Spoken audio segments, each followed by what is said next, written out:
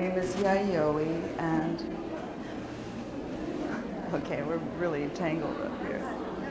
Okay. Most of my artwork reflects my biracial background. I'm Japanese and African American. In 1998, I wrote and directed a feature film called Watermelon Sushi about the biracial experience. And this artwork that's on the wall here is reflective of that entire theme. So as you can see, there is a watermelon and sushi in every piece. Let's see. As you can tell, I like really bright colors, neon. Most of my work is reflective also of my fashion background. I studied fashion illustration at the Art Institute of Seattle.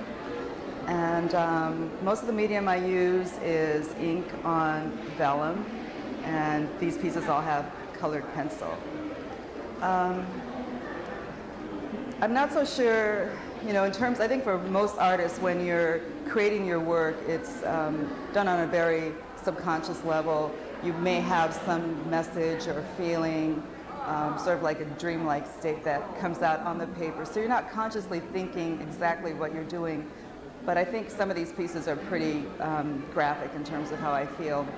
Like the second piece from the left is a woman who is half Japanese and half African American. And so the side on this side reflects more traditional Japanese images, and that side African American images. And they're pointed down.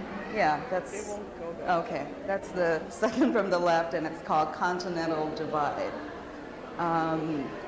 And then there's sort of these other conflicting images happening in the third from the left piece and the last pieces where, you know, the two cultures could be clashing or they could be in harmony. The last piece is showing like the two cultures maybe clashing, one trying to overpower the other, and the piece before that has more, looks more like they're in harmony, even though there's that little devil figure in the background. I don't know what that's about, don't ask me.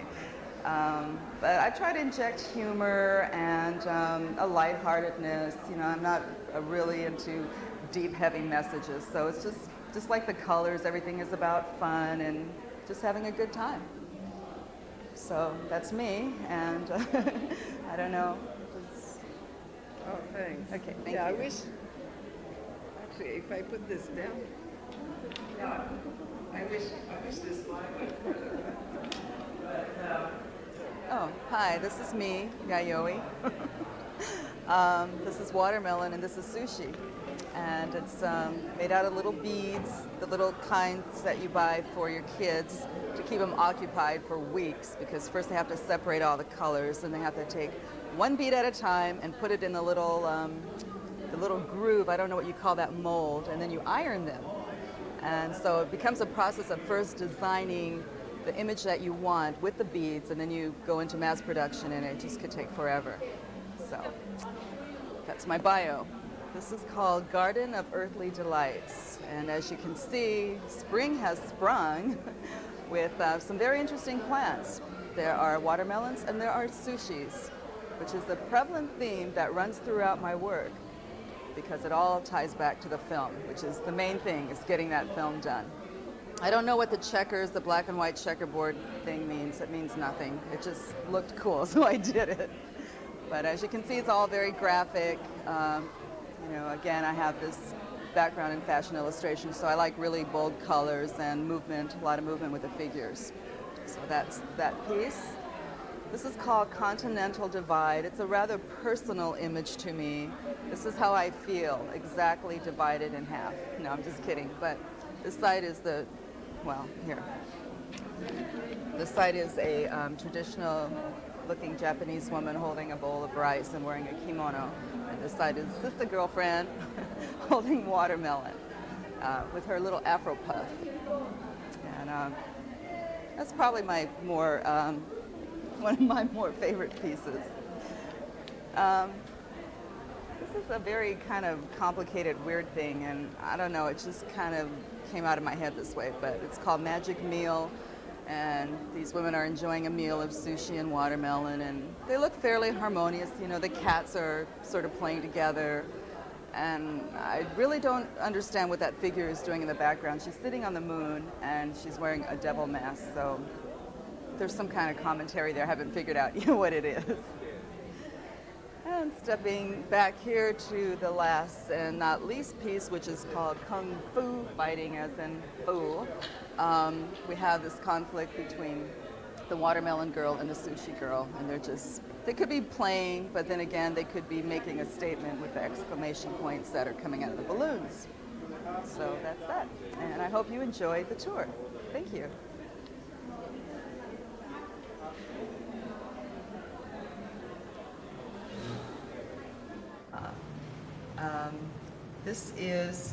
I'm Yayoi, and this is Continental Divide, which won third prize this year in the Urban League of Metropolitan Seattle Minority Artists exhibit.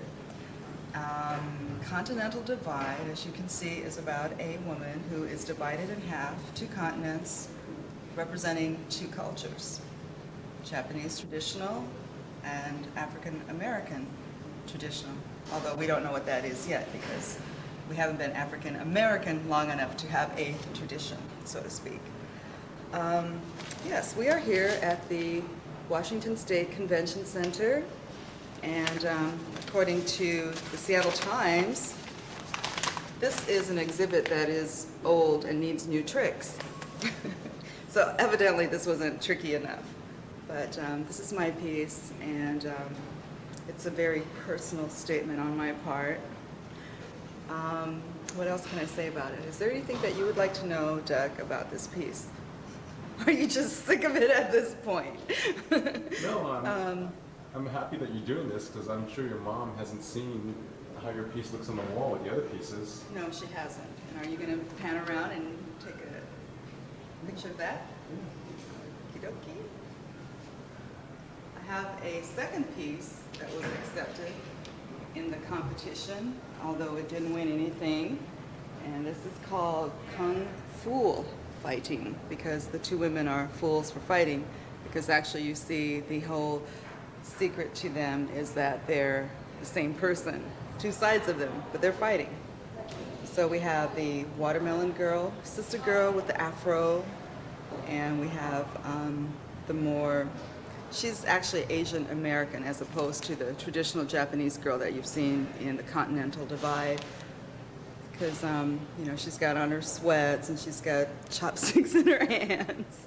And she is not above fighting dirty. She's going to fling those sushis at this woman, those norimaki sushi, at sister girl with her watermelons. And so this is the second piece. Have you been approached to sell any of those pieces? Well, no, I haven't, and I don't know if that's fortunate or unfortunate.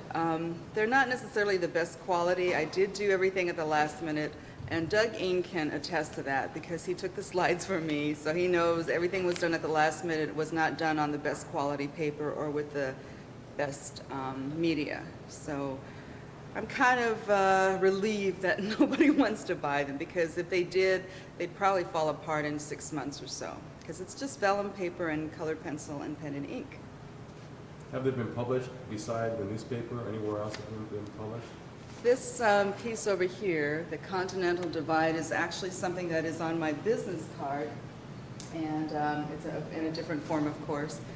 And it has been published online with Asian American Village. I'm the featured artist this month because I'm the editor of that particular section of Asian American Village, that's why. And no, other than those several places and as publicity for this particular exhibit, it has not been published in other places, no. Okay, I'm just going to shoot. Oh, actually, that's not true. It's actually in Maven Magazine. That's the first place it was published. And he did a really cool job, the editor, Matthew, and I can't remember his last name for some reason right now, but he was actually able to position it exactly in the middle of a page. So you got one half of the girl on one page and one half of the girl on the other. So that was pretty cool. Matthew Kelly, it comes back to me now. So this is some delayed reaction, folks. I have no idea why.